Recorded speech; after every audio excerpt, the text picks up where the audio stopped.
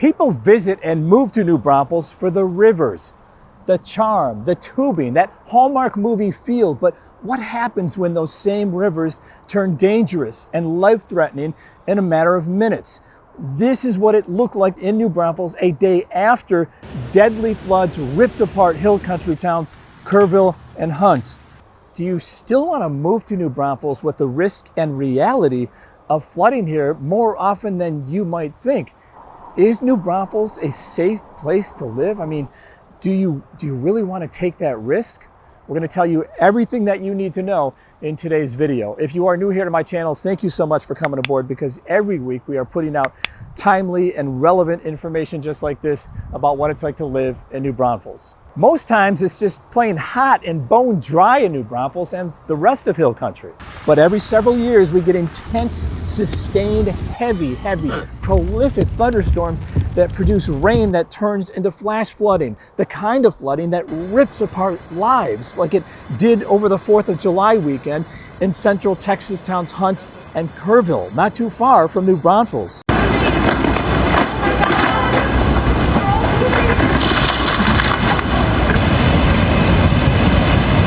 Over a foot of rain fell to trigger this deadly flash flood, swallowing everything in its path. As of this recording, July 8th, well over 100 people have died from the flooding, including 27 from an all-girls summer camp. Rescuers are still searching for missing people, and recovery and rebuilding is underway. And these two towns are only a little over an hour upstream from New Braunfels. Let's get to why this happened, and is New Braunfels safe from the destruction and death that Kerrville and Hunt experienced? I mean, after all, New Braunfels is a river town, so there's a lot of questions. Let's clear them up. First, here's what caused the deadly flooding in hill country. It all started with a tropical storm that formed in the Gulf and ended up making landfall in northern Mexico. That moisture always has to go somewhere. It moved up into Texas and met up with a slow-moving batch of storms over central Texas. And it happened over one of the worst parts of the state when it comes to flash flooding, hill country, where you have all of these ravines and creeks and these streams that eventually empty into the big river, the Guadalupe River, and eventually downstream to Hunt and Kerrville. Add to that, most of the hill country surface is limestone, which can absorb water, but we've had, like I said earlier, bone dry weather the last few years. So you mix heavy rains with a half-baked ground, I mean, that's a recipe for major water runoff and what eventually led to the flash flooding. What happened in Kerrville and Hunt is the deadliest flood in hill country history, but it's not the only flood in hill country history. This region, especially New Braunfels, has seen major flooding before, and each time there's a flood, it gets people thinking about where they live, especially those near rivers, creeks, and drainage zones. Let's go back to 1972 in New Braunfels. Heavy rainfall caused high flows on the Guadalupe River downstream through New Braunfels that caused flooding in low-lying riverfront areas. 1978, the hill country, 500-year flood. The remnants of Tropical Storm Amelia stalled over the hill country, dumping 23 to 46 inches of rain in parts of the watershed. Most of the damage happened upstream from New Braunfels and killed 20 people in Bandera, Kerr, and Kendall counties. There was the 1987 Guadalupe flash flood in Comfort. 12 inches of rain overnight caused the drowning of 10 children, injuring dozens of others and displacing hundreds more. 1998 was a big one. Tropical Storm Madeline and flooding. Over 20 to 30 inches of heavy rain hit the San Marcos, New Braunfels region in days. The Guadalupe River crested dramatically, flooding River Road and low-lying areas.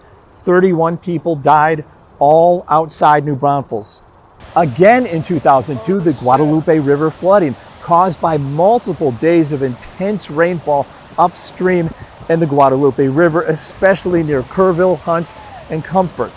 That flood eventually made its way down to New Braunfels, causing significant property damage. And the Memorial Day floods in May 2015. The biggest loss of life happened in Wimberley on the Blanco River, where a house was swept away, killing 13 people. New Braunfels had flash flood warnings and closures, but no confirmed deaths in the city. So New Braunfels clearly has a history of flooding, but New Braunfels has not faced the deadly, widespread devastation other hill country towns have. So why is that? Why has New Braunfels been spared from the worst for the most part? Let's go straight to the source.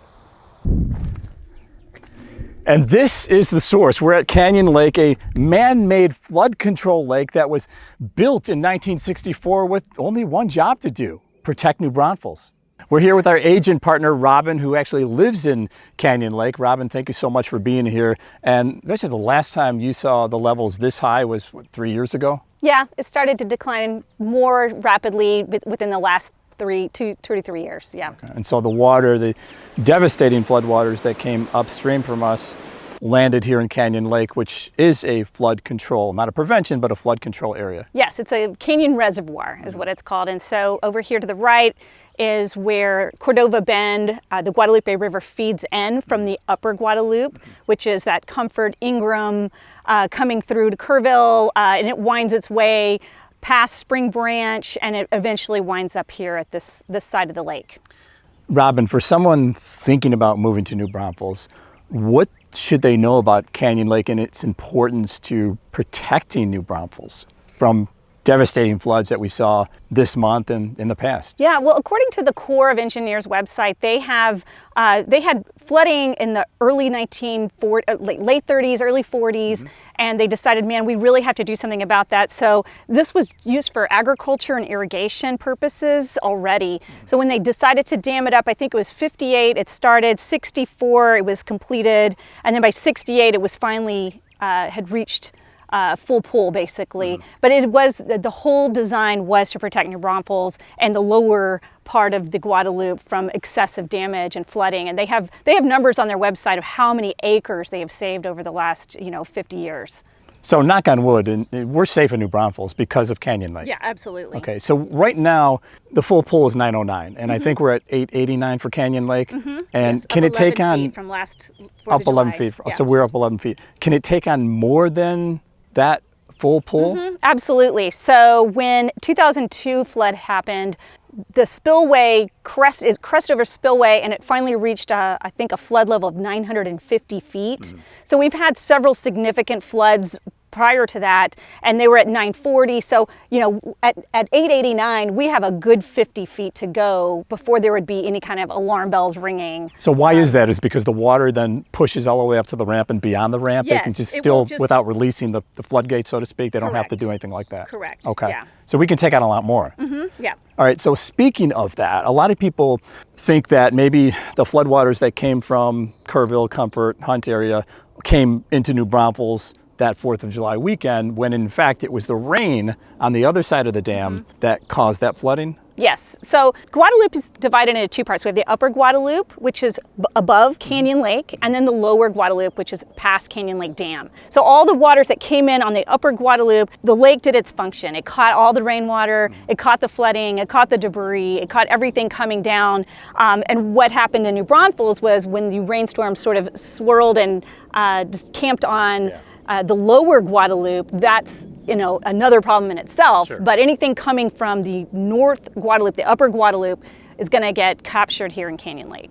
The great thing about the west side, northwest side of New Braunfels is that you have limestone, right? So maybe you don't have as many foundation issues on this Correct. side. But it's also not so great because of the terrain invites flash flooding. Right, because the absorption rate. Right. Yeah, it's not going to be able to capture that, but we do have the aquifer underneath, so that's being refilled as well. What else should people consider when thinking about moving to New Braunfels or Canyon Lake for that matter when it comes to purchasing a home?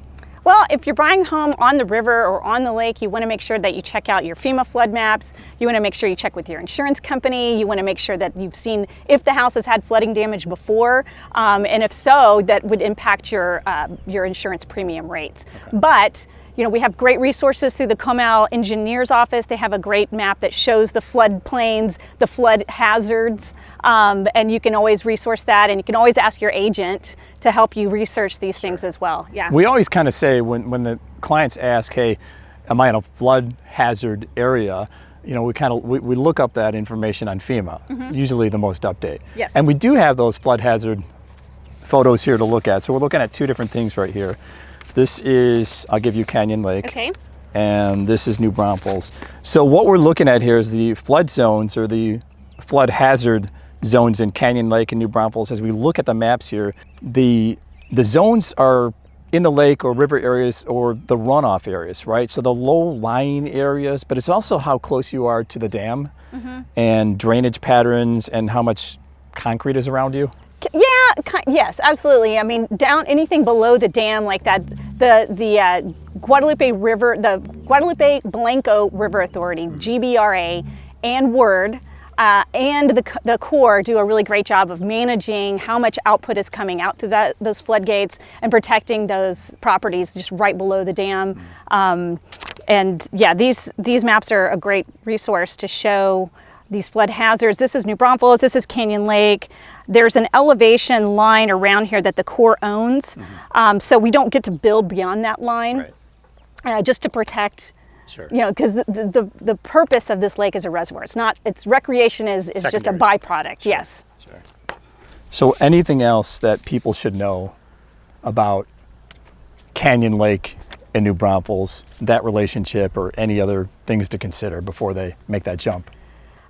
Just educate yourself and make sure that you're working with an agent that is, you know, working with you to uncover any possible problems or problem areas or previous flooding or, you know, anything like that. So it's just, the main thing is just to educate yourself.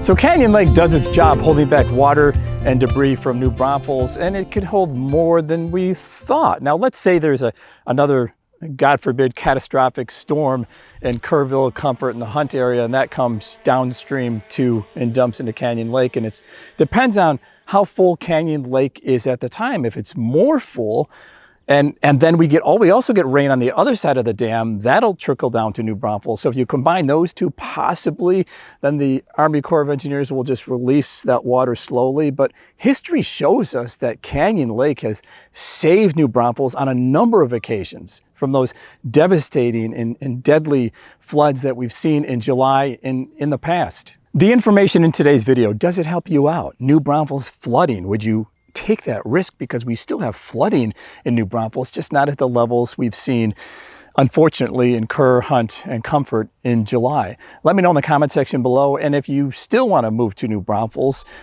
despite these risks involved, I'd love to be your real estate resource of choice.